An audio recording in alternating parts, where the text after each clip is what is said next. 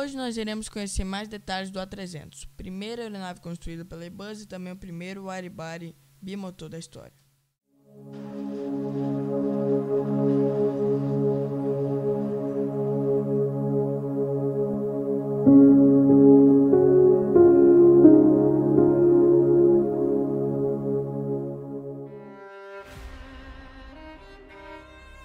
Capítulo 1. Ideia. Na década de 60, a produção de aeronaves na Europa era mais segmentada por países. A França tinha o Caravelle, a Grã-Bretanha produziu os Bach 111, Comet e Trident. Juntas, as nações desenvolveram o supersônico Concorde. Em 1967, governantes franceses, britânicos e alemães se reuniram para discutir sobre uma cooperação entre países no campo de tecnologia aeronáutica, visando também a construção de uma nova aeronave de passageiros para competir com os Estados Unidos, que na época detinha 80% do mercado global. Ainda nesse ano foi assinado um memorando de entendimento para a criação do A300, que viria a ser o primeiro projeto da fabricante. Dias depois do encontro, o engenheiro francês Roger Bettelin foi nomeado como diretor técnico. Henri Ziegler, diretor da Sud Aviation, passou a ser gerente geral, e o alemão Franz Josef Strauss, presidente do projeto da Airbus A300. Eles são conhecidos como os pais da Airbus. Capítulo 2. Desenvolvimento.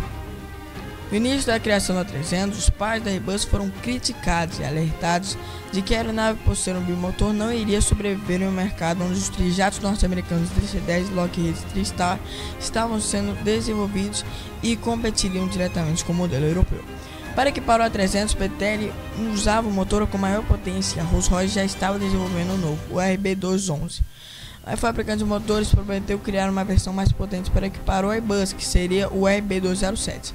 Com o passar dos meses, ficou claro que a Rolls-Royce estava sobrecarregada com a criação do RB211, que seria utilizado no mercado norte-americano, e o desenvolvimento do RB207 foi pausado, deixando assim o A300 sem opções de motor.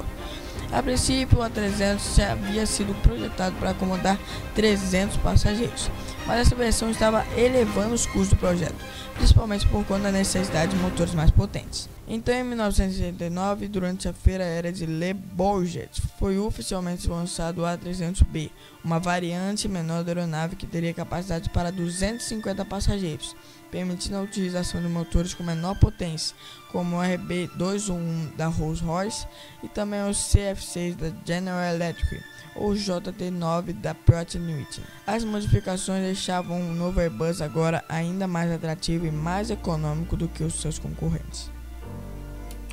Capítulo 3. Início da produção, primeiro voo e encomendas. O projeto já tinha sido anunciado para o mundo, mas a fundação oficial da Airbus Industrie veio acontecer em 1970.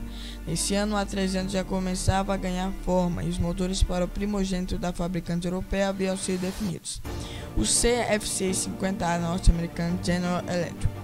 As asas eram produzidas no Reino Unido e posteriormente transportados para a Alemanha, onde eram adicionados à superfície de comando. A fabricação do estabilizador vertical acontecia na Espanha, enquanto o nariz do Airbus era feito numa cidade francesa. Tudo era levado até Toulouse, onde a montagem final do jato ocorria. Em setembro de 1970, a Air France assinou uma carta de intenção para adquirir 6 A300, sendo a primeira encomenda do projeto e também da história da Airbus. A versão escolhida pela Aérea Francesa foi da B2, um pouco maior que a B e que tinha capacidade para 270 passageiros.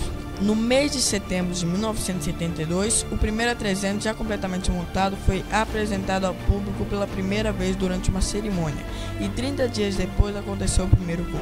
Em 28 de outubro de 1972, o Airbus A300 levantou o voo pela primeira vez, um marco histórico não só para a Airbus, mas também para a aviação. Decolava o primeiro wide-body bijato da história. Mesmo com o sucesso do voo teste, a Airbus agora tinha um desafio pela frente: encontrar mais clientes ao redor do mundo para adquirirem o seu inovador, econômico e confortável A300. Naquele momento, somente a Air France e a Lufthansa haviam encomendado a aeronave. A solução foi enviar o protótipo para um tour de demonstração pelas Américas durante 6 semanas. Capítulo 4. Primeira entrega e novas versões. Cerca de 18 meses após a realização do primeiro voo de teste do A300, aconteceu a primeira entrega. Em maio de 1984, a Air France recebeu seu primeiro Airbus A300, o Fox Bravo Victor Golf Alpha, se tornando a empresa lançadora do modelo. As vendas do A300 não estavam tão satisfatórias e o principal motivo era o alcance da aeronave. Para contornar o problema, foi lançado o A300B4, uma versão com maior autonomia, e que começou a conquistar novos clientes, como a Korean Air, South African Airways e também a Thai Airways. Ainda dentro da versão B4 surgiram as variações B4 100, 200 e 600.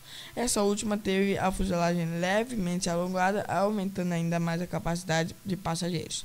Posteriormente, a Airbus criou o A300ST, conhecido como Beluga, e esse modelo é responsável por realizar o transporte de partes de outras aeronaves da Airbus entre as instalações da fabricante.